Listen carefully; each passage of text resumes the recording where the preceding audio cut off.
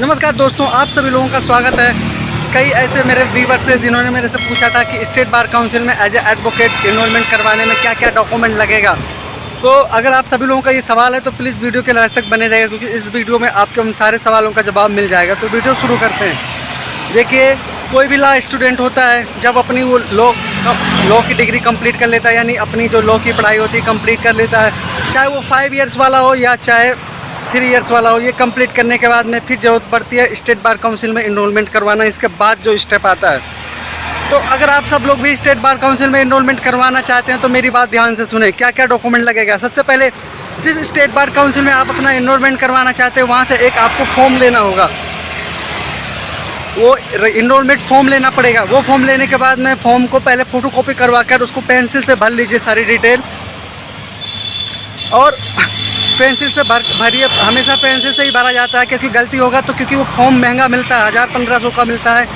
तो ध्यान रहे वो फॉर्म जो आपका ओरिजिनल फॉर्म है वो गलत नहीं होना चाहिए। अब अगला स्टेप ये होता है, आपका हाई स्कूल मार्कशीट सर्टिफिकेट होना चाहिए। दूसरा, आपका इंटर मार्कशीट सर्टिफिकेट होना चाहिए। ग्रेजुएशन किया है तो ग्रेजुएशन वाला मार्कशीट सर्टिफिकेट होना चाहिए। अगर डायरेक्ट 5 साल वाली LLB कर ली है तो उसकी मार्कशीट सर्टिफिकेट होना चाहिए। अगर आपके पास ग्रेजुएशन की डिग्री है तो वो भी होना चाहिए। LLB की डिग्री है। अगर ये सब नहीं है, अगर तुरंत पास हुए हैं तो डिग्री हो सकता है, पॉसिबल ना हो तो आप प्रोविजनल सर्टिफिकेट ले सकते हैं। इसके अलावा आपका 6-7 फ़ोटो होना चाहिए, जिसमें white shirt, black tie, black coat के साथ में आपकी फ़ोटो होनी चाहिए, पासपोर्ट साइज़ की। इसके बाद में आपका जो अलग स्टेप आता है, दूसरी बात ये होता है आपको POP यानी place of practice of place आपका एफिडेविट लगेगा, जिसमें आप लिख कर देंगे कि मैं फ़लाने कोर्ट में प्रैक्टिस करूँगा।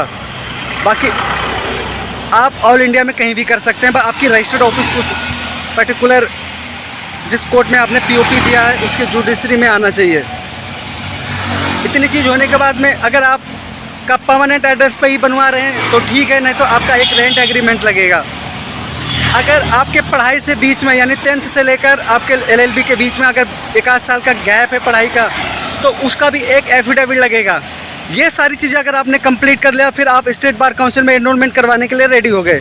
उसके बाद आपको पता करना होगा स्टेट बार काउंसिल में फ़ीस कितना लगेगा, और ये भी पता करना होगा कि कैश जमा होता है या चेक द्वारा जमा होता है या डिमांड ड्राफ्ट के द्वारा जमा होता है। ये सब पता करने के बाद में आप फॉर्म भरेंगे। पहले जो आपका फ़ोटोकॉपी करवाया था उसको फॉर्म भरेंगे, पेंसिल से भरेंगे, वो भी गलत होगा तो उसको सही करवा लेंगे, सही कर लेंगे मिटा के। जब सारे डिटेल होने के बाद में आप फिर अपना ओरिजिनल फॉर्म भरेंगे। उसमें 2 एडवोकेट जो 10 साल पुराने हो, प्रैक्टिस कर रहे हैं, 10 साल से ज़्यादा हो गया है, उनसे अपने फ़ोन को जो फॉर्म होगा उसको वेरीफाई करवाएंगे। वेरीफाई करवाने के बाद में आपका जो फॉर्म होता है वो रेडी हो गया स्टेट बार काउंसिल में इनरोलमेंट करवाने के बाद। फिर स्टेट बार काउंसिल की जो ऑफिस होता है वहाँ पे जाएंगे। जैसे मैं दिल्ली का हूँ तो हमारी जो स्टेट बार काउंसिल की ऑफिस है वो है ये आपका खेलगांव के पास में पड़ता है, खेलगांव रोड पे पड़ता है, नाम अभी याद नहीं आ रहा मुझे, श्री फोर्ट के नाम से। तो वहाँ पे मैंने इनरोलमेंट करवाया था।